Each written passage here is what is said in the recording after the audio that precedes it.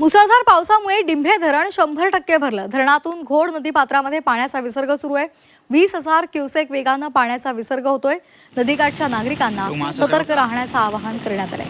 सह्याद्रीच्या पर्वतरांगांमध्ये आणि आंबेगाव तालुक्यातील भीमाशंकर परिसरात सुरू असलेल्या मुसळधार पावसामुळे डिंभे धरण 100% भरलंय।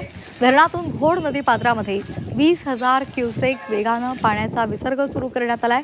घोड नदी सध्या धोकादायक पातळीवरून वाहत असल्यामुळे प्रशासनानं नदीकाठच्या नागरिकांना सतर्कतेचं आवाहन केलंय। आढावा घेतला आमचे प्रतिनिधी हेमंत चापुडे यांनी। पाहूया।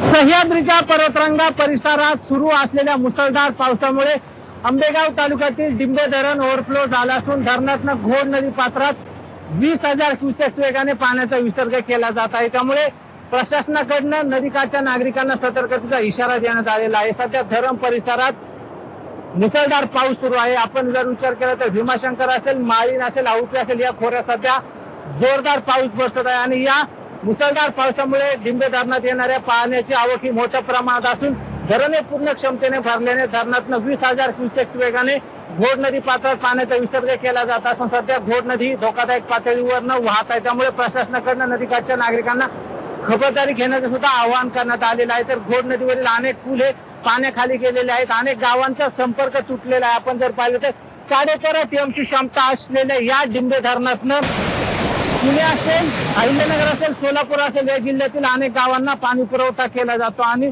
सध्या हे धरण पूर्ण क्षमतेने भरल्याने या भागातील शेतकऱ्यांचा वर्षभराचा शेतीचा आणि पिण्याच्या पाण्याचा प्रश्न मिटलेला आहे। त्यामुळे सध्या बळीराजा शेतकरी सुखावलेला आहे। खरं तर सध्या जोरदार पाऊस सुरू आहे आणि या मुसळधार पावसामुळे हा जर पाऊस असाच जर सुरू राहिला तर पाण्याचं विसर्ग अजून वाढवलं जाण्याची शक्यता सुद्धा प्रशासनाकडनं व्यक्त करण्यात आली असून सध्या नागरिकांनी खबरदारी घ्यावी असं सुद्धा आवाहन प्रशासनाकडनं करण्यात आलेलं आहे। हेमंत चापुडे, झी मीडिया, आंबेगाव, पुणे।